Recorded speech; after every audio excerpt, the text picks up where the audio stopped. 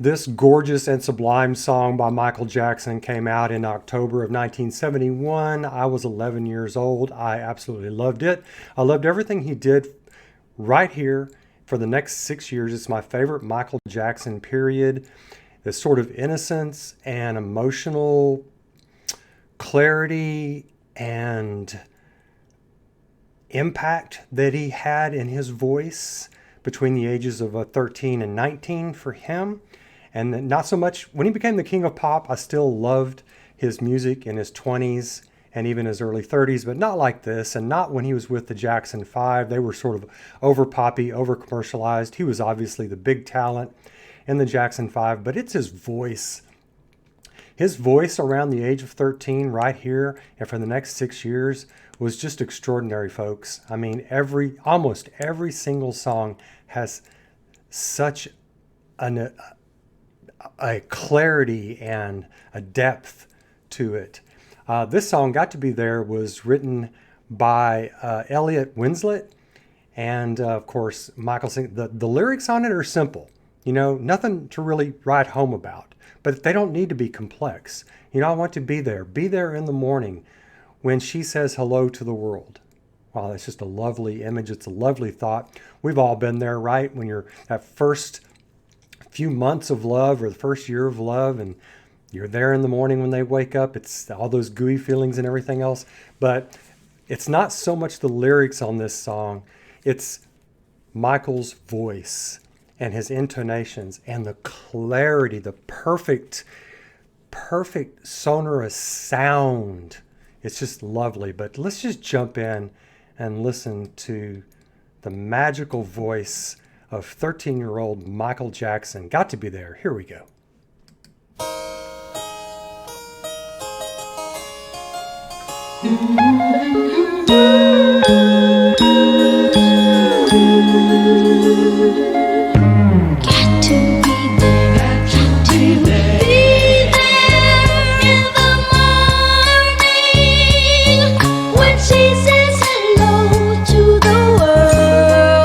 Let's just back up. I want to hear. Listen to how he reaches those notes and the intonation and the emotion in his voice. Let's just hear that last 10 seconds again.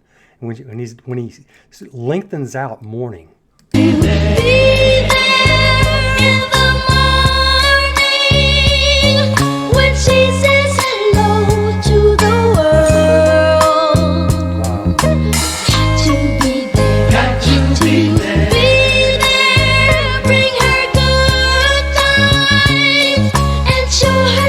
She's my girl. So sweet, so innocent. Oh, what a feeling will be the moment I know she loves me. 'Cause when I look in her eyes, I realize